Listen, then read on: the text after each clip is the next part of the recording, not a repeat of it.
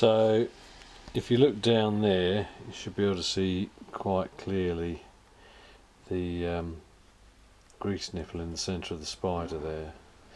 So there's one at this end which stays in permanently, and there's one at the other end which has a grub screw in it, and you take the grub screw out, put the grease nipple in, grease the UJ, and then put the grub screw back in again. So here we are, greasing the UJ.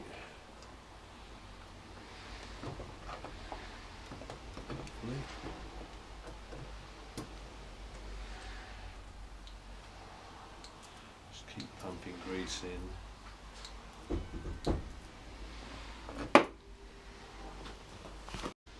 So here's these UJ at the other end of the shaft, at the final drive end, and you can see here again it articulates very, so you can see it articulates very easily, no notches, nice and free to move, and you can see in the centre of the UJ the grub screw that I'm just going to take out. So Allen key goes down the centre, I've just loosened that first, but there's the grub screw coming out.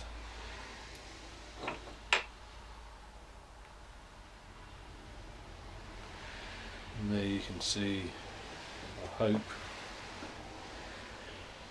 the grub screw on the end of the Allen key. So now I'm going to put a grease nipple in.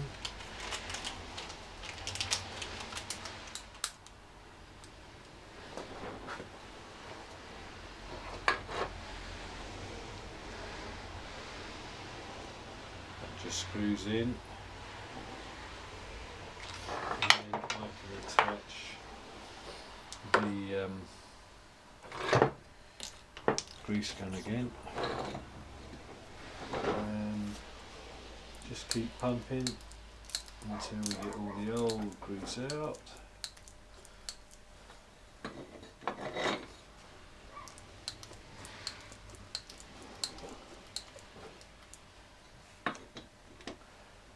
Plenty of grease in there.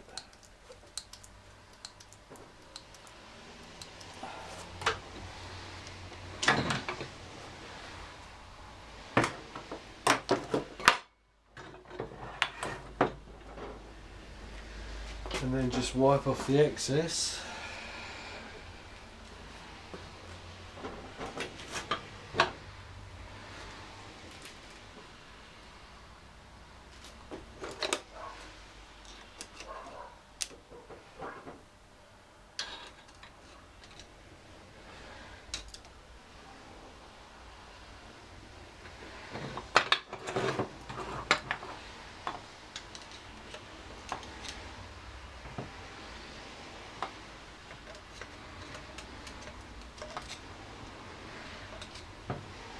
The reason this nipple can't stay in is because the shaft, as the suspension moves up and down, slides on a spline. There's this spline here, and the shaft slides on that spline backwards and forwards, and there's always a chance that the pinion spline that slips into here, the final drive pinion spline that slips into there, can travel up the spline far enough to touch the grease nipple, so that grease nipple cannot stay in that end, unlike the other end where there is nothing to worry about touching the grease nipple in the other end. I've found that these rebuildable UJs, as long as you grease them and you set your suspension properly, I find that these UJs do not suffer from wearing out like the standard BMW ones do. And of course, if they do wear out, they're rebuildable. You don't have to buy a complete new shaft. The cush drive is replaceable on the shaft, and both UJs are replaceable. The only downside, I would say, is getting the bloody shaft in and out of the Paralever tube, because it is a right tight fit and a real fiddle to get. Okay, so let's take the new slipper out.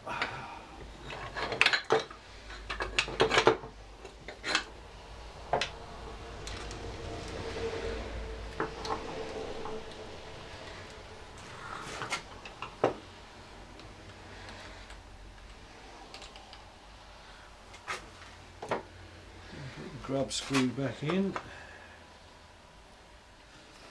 I'll just nip that with a pair of pliers.